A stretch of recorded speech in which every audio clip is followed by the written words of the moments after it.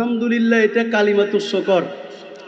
ছাত্র ভাইরা, আলেম সমাজ সবাই জানে, যত রকমের আসমানের নিচে জমিনের উপরে আল্লাহ পাকের শুকরিয়া আদায় করার মাধ্যম আছে, সবগুলা মাধ্যমের মধ্যে সবচাইতে নাম্বার 1 আলহামদুলিল্লাহ। এই জন্য আল্লাহ পাক শিক্ষা দিছেন নামাজের মধ্যে, হে আমার আদরের ননাইয়া বান্দারা, হে আমার মুমিন মুত্তাকি ননাইয়া বান্দারা, যখন তোমরা নামাজে দাঁড়াইবা তখন তোমরা শুরু করিবা আলহামদুলিল্লাহি রাব্বিল আলামিন।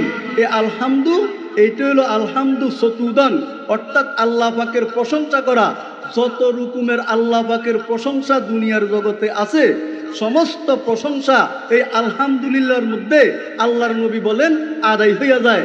এই জন্য যখন যেই কোনো মাহফিলে যাইবা, যখনই কোনো আলেম বলবে আলহামদুলিল্লাহ বলার জন্য, শ্রদ্ধা ভক্তির সাথে সাথে বলবা সবাই আলহামদুলিল্লাহ, বলো সবাই বলো আলহামদুলিল্লাহ।